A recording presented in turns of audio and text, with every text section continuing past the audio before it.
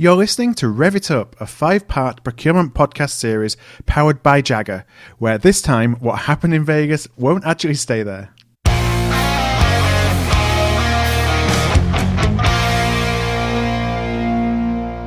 Hi there, I'm Philip Ideson, and over the next 5 15-minute podcasts, I'll sit down with some of the stars from REV2018 to dig deeper into the biggest issues facing procurement and the skills you're going to need to accelerate your career and prepare for tomorrow. From AI to benchmarking, from balancing risk with competitiveness, to the leadership lessons that have got CPOs to the top, we'll chat about all the things that will make a real difference for your career. In today's podcast, I'm joined by Deb Stanton, the Executive Managing Director at CAPS Research and former CPO of MasterCard. And in our conversation, I explore the value of benchmarking, if there's such a thing as best in class, and the year-over-year trends that Deb is observing that are impacting the performance of procurement. And I start our conversation by asking Deb, what role should benchmarking actually play in understanding both the current capability and the aspirational performance of a procurement team? So, Phil, as a former CPO myself, I actually have personal experience in the value of benchmarking. You know, it allows us to take that outside perspective in evaluating our own organizations, the supply management programs and practices that we have in place. And it's really good to, not only look outside your company for some of those comparisons, but also look outside of your industry. Yeah. Because some industries are more progressive than others, and you certainly can learn from that and bring those practices, back into your own company. Mm-hmm. We do see here at CAPS Research, many CPOs and supply management leaders will use the benchmarking and the research to assist in their development of their strategic plans. Yeah. There may be new topics, new areas that weren't necessarily on their radar screens, and so they get some of these internal insights, and it really helps them gain the knowledge, gain some understanding of what others may be doing, and then they integrate those into their own initiatives. Mm-hmm. So I'm really interested. So I've had a lot of experience as well in benchmarking of groups, and I think sometimes we often set perhaps some organizations on a pedestal in terms of what we want to align ourselves with. And so with that in mind, I'm really interested in your perspective on if there really is such thing as a best in class, or is it more situational based on your company? It's an interesting question because what we see is companies are at very, very different places on their maturity curve. Mm-hmm. But this can differ from, one supply management program or practice that they have within their company to another one. So what I mean by this is a company may find themselves very advanced, or in other words, best in class in an area such as supplier performance management. Yeah.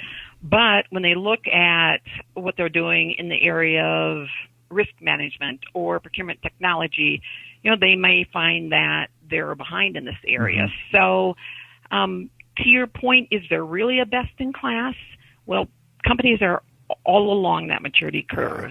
And I would add that we as a profession really continue to advance from the more tactical activity to strategic. Everybody aspires to achieve that strategic level of bringing value to their company, their performance, how they're integrated into the business. So we see a lot of change in the advancements of programs, practices. What we considered strategic 5 years ago, today, we wouldn't call that so strategic anymore. So the journey for us as procurement practitioners and professionals really continues. That journey continues. Mm-hmm. It's not a steady state of best class, and maybe won't be forever.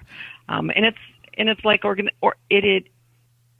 it's organizations like ISM and CAPS Research that really help drive the profession forward. And we hope we're really impacting and helping organizations, move forward in this strategic journey. So best in class is quite a moving target, I think, at this point for our profession.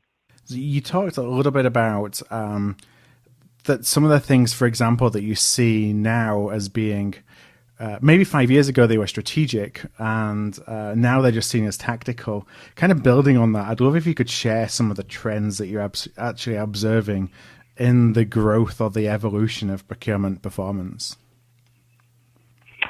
Sure. I mean, you can look at some of the traditional areas like cost savings, and it's a metric that's really important, and we continue to use that metric, measure that performance. And often people's reaction will be, well, when the low-hanging fruit is gone, doesn't that decline? And how do you continue to achieve cost savings? Yeah. Well, interesting, in our data and our trends, we see year-over-year growth in increased savings numbers. And many people will say, well, how is that possible? Right. But it is because companies are now pursuing all categories and commodities of spend, where years ago they may have been focused on just production materials. Right. They weren't going after marketing spend and IT spend and HR and legal services. So, they're pushing the boundaries. Yeah. They're exploring all the categories of spend. So we do see a trend in taking on more and more and having more spend under that managed umbrella of a supply management organization. Other top priorities and trends that we're seeing, definitely in the areas of risk management, business partner engagement, talent and talent management, technology. These are all areas that we find are top priorities for CPOs and their teams. Yeah. The technology area is interesting because we all remember the big push and the rise of e-procurement solutions many years ago, and we were all racing to automate and get those wonderful solutions in place. They're going to solve everything. Exactly, and that got quiet for a while, but now we see the whole next generation of automation. Yeah. We see the whole next generation of automation and digitization really coming alive. So you've got RPA, robotics, data analytics, predictive analytics, great advancements taking place in these areas. Some companies haven't started on that journey yet. Some companies are just figuring it out. Some companies already have, the robots in their P2P process and quite remarkable activity that really is driving a couple of things. It's driving great efficiencies into practices and processes, which then allows for more time for the strategic work. And then secondly, it really enhances the strategic capabilities. It allows us to be better informed, better insights, better predictive business decisions and so forth, so that we can partner with our business partners, those internal groups better, really help them make the important business decisions, really help them make the important business decisions that they need to make. So a really interesting area.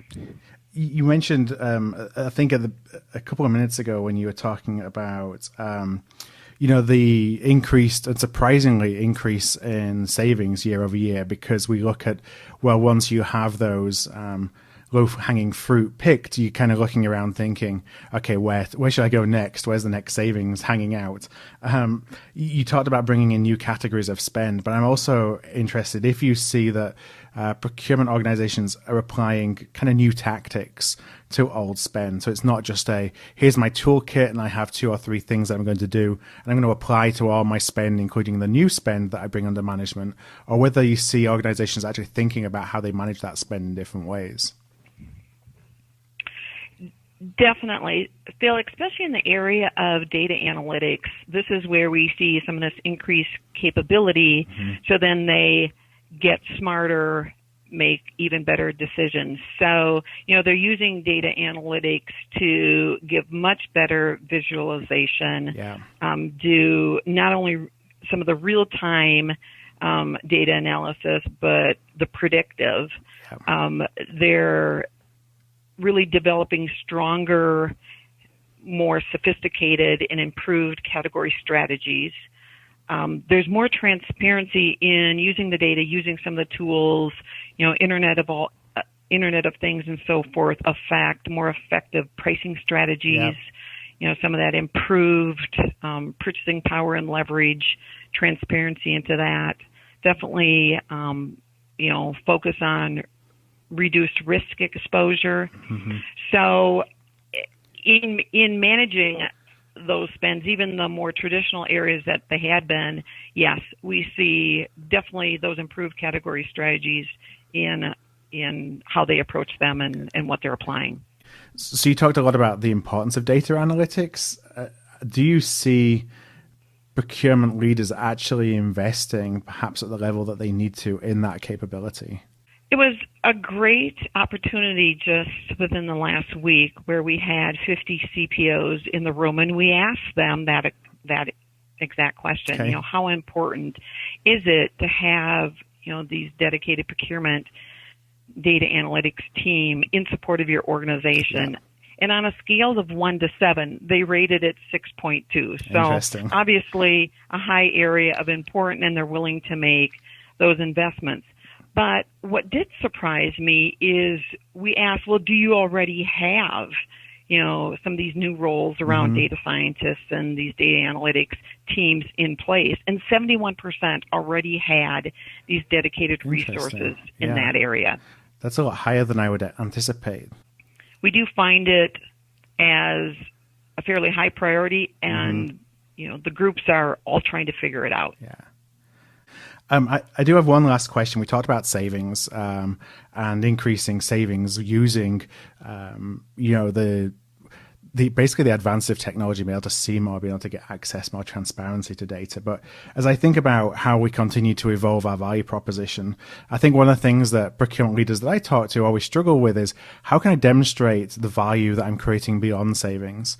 And so I'm curious to know from what you see if there's any perhaps metrics or measures or ways that a procurement leader can actually demonstrate that value creation to perhaps folks who are typically used to seeing it all boil down to, a cost-saving based ROI.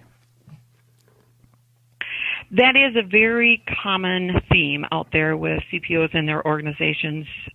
We are delivering the value. So, what are some of the new measures that will define this value and demonstrate this value? So, what we see companies doing is adding some metrics to their dashboards that are very business centric. It's the things the business talks about, and it's important to be integrated and relating to the business, so that you are part of that important value, that important competitive advantage that you help drive for your company. So, on in their metrics and as part of their KPIs, we are seeing contribution to revenue. Yeah. We're seeing them measure increased margin, impact to budget, which is enabling new investment for the company. We see innovation contributions measured that are coming from supply chain that either increase revenue, increase competitive advantage, total cost of ownership. So yes, everybody still measures cost reduction. If I have a room full of companies and ask how many measure cost reduction, the answer is going to be 100%. That's what our data and our metrics shows us. 100% are measuring cost reduction. If you ask a little bit more obscure measure of cost avoidance, 82% will raise their hand and say, yes, and we're measuring cost avoidance. But, half of the room is going to say, and we're also measuring some of these new values for us, the contribution we have to margin, the contribution we have to revenue, TCO, and some of these other things that I've mentioned. So they're definitely emerging. Yeah. They're definitely emerging as important metrics that also speak the business language. And I'm assuming that what's really important to the development of those metrics and the use of them is really building them in partnership with your business stakeholders as opposed to doing it in a silo. The best thing, and I definitely had this experience as CPO, the best thing I had was when my dashboard and my metric was exactly reflected on the business unit's dashboard and their metric. So when I reported something, it was the same number and metric that they reported. And we were so aligned and so in partnership with what was, the best performance metric and the best KPIs for us to be impacting the business and driving, strategic initiatives, driving important business decisions. So that was the best position, is when my metric was the same as my business partners, and on a quarterly basis or whatever the cadence was, we were reporting the same numbers. Thanks for listening to this episode of Rev It Up, powered by Jagger. Check out the rest in this series, and of course tweet myself at @PEidson or our guests with any questions and comments using the hashtag REV2018.